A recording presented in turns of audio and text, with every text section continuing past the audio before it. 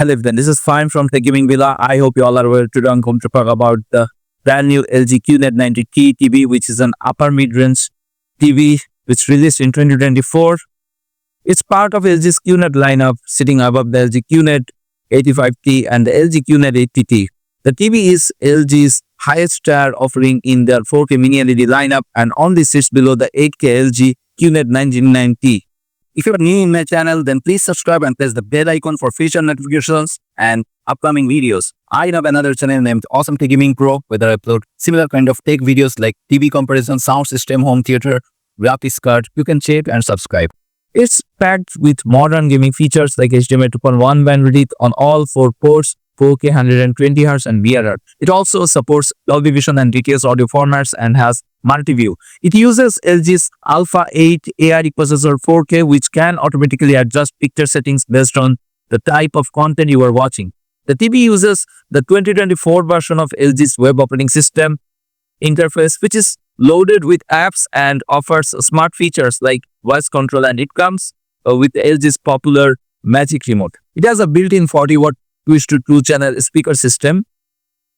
This LG QNED90T is a very good TV for mixed uses. It looks great in a dark room thanks to its excellent contrast, but it also overcomes glare in a room with the lights on since it's a bright TV. HDR movies and games have impact thanks to the TV's vibrant colors and HDR brightness. It's packed with gaming features, so it's a great choice if you need a TV to take advantage of your modern gaming consoles or PC. Unfortunately, the TV isn't well suited for booth sitting since it's a narrow viewing angle. So the positive side of this TV is its fantastic contrast, which delivers deep blacks in a dark room, very good HDR brightness for bright highlights, and a very good response time with only some blur behind fast motions. But the downside is its image degrades when viewed from the sides. It doesn't have any glaring issues or major concern against it, although its local dimming feature can be a bit annoying since the idle setting is different in HDR and HDR. Still, it provides great picture quality overall and is loaded with modern features. So whether you are watching content or playing video games, it looks good and performs well. On the other hand, it doesn't really excel in any way and doesn't do anything that separates it from the crowd of mini LEDs. For less money, you can get better overall mini LED TVs like the Hisense U8 and the TCL QM8. For around the same cost, you can even get the LG OLED TV like LG B4 OLED. This TV comes with 2 metal feet that can be adjusted into 2 different positions. The narrow position brings the feet post together, which is great if you have limited space on your table for the TV. The wide position has more stability and works well. If you need to fit a soundbar in between the 2 feet, the feet lift the TV about 3.35 inches above the table. So pretty much any soundbar fits underneath without blocking the screen. This LG QNED90T is a well-built overall. It's mostly made of metal materials that feel solid, and the 2 feet hold the TV well with minimal wobble. When pushed on, unfortunately, the back of this unit is wrapped near the top VESA mounting points. If you see the picture quality of this TV, the LG QNED90T has a fantastic contrast. Its native contrast is very good. It produces 6,242:1 native contrast ratio, but when local dimming on, the contrast ratio around 1,15,000:1, which is very good.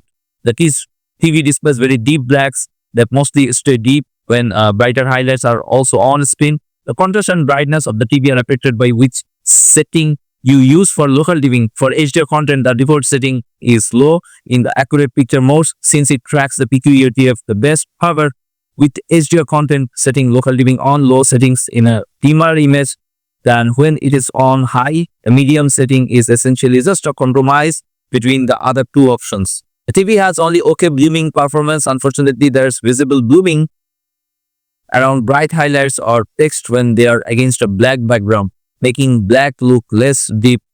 The blooming performance is different depending on the local dimming setting and the picture mode. The TV has a decent overall lighting zone transitions, but it struggles with fast-moving content. There's noticeable haloing and the leading edge of bright, quick-moving objects is visibly dimmer. The TV performs differently depending on the local dimming setting and the picture mode. There is a bit more dimming when the TV is set to game optimizer, but outside of that, there's no visible difference in dark scene performance. This LG QNED90T has a very good HDR brightness, so highlights stand out well during darker scenes combined with its fantastic contrast. This TV provides an impactful HDR viewing experience. On 10% peak window, this TV produces 1084 CD per meter square, and peak 100% window 640 CD per meter square, which is very good for HDR. And HDR brightness in game mode, it produces 1297 CD per meter square on peak 10% window, and peak 100% window it produces almost 640 CD per meter square, which is good and similar on HDR brightness. LG QNED90T has a great peculiarity of tracking with content mastered at 600 and 1000 nits. Some shadows are darker than intended, and some mid-tones and highlights are brighter than intended, with content mastered at 4000 nits. The highlights are more accurate, and there's gradual roll-off to maintain detail in highlights that are brighter than what the TV is capable of. This LG QNED90T has excellent HDR brightness, and it overcomes glare in a bright room. The LG QNED90T has an impressive HDR color gamut. It has a fantastic coverage of commonly used display color space, but vibrant colors are undersaturated. The TV has decent coverage of the wider Recon 2020 color space, but very vibrant colors are undersaturated and inaccurate. And this TV has impressive color volume also. That saturated colors are displayed well due to the TV's amazing contrast. It also displays a wide range of colors at high luminance. The LG QNED90T was exceptional calibration HDR accuracy. Those are underrepresented in darker shades of gray. Gamma is close to 2:2, but very dark and very bright scenes are displayed brighter than intended. The color temperature is very close to 6500 K, and colors are mostly accurate across the board, with only some minor inaccuracies with reds, cyans, and whites. The TV has fantastic HDR accuracy after calibration, and it's easy to calibrate. Gamma, white balance, and color temperature are now all essentially perfect. Color accuracy is outstanding, but there are still some very minor inaccuracies with heavy saturated grades.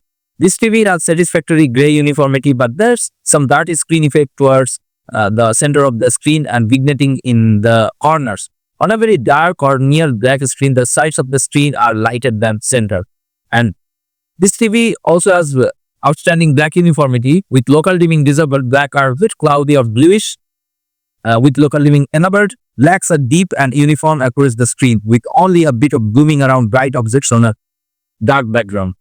If you see the reflection of this TV, LG QNED90T has a good reflection handling. Its semi-gloss screen finish reduces the intensity of indirect reflections, like when glare from a ceiling light isn't directly facing the screen. Unfortunately, the TV's handling of direct reflections is only decent, so reflections is caused by something like a lamp positioned in front of the screen are distracting.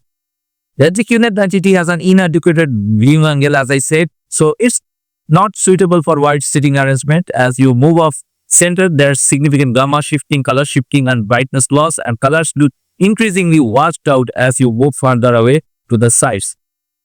The LG QNED90T has great HDR native gradient handling. There's no banding in brighter reds, and all other colors have very minimal banding that's only noticeable if you are specifically looking for it. This TV low quality content smoothing is okay. It does a good job at preserving detail, but there's still noticeable artifact in dark scenes. The TV has a good job at upscaling low resolution content like DVDs or lower resolution streams. Details are cleared enough, but finer details are hard to make out. The TV uses a BGR sub-pixel layout instead of the traditional RGB layout.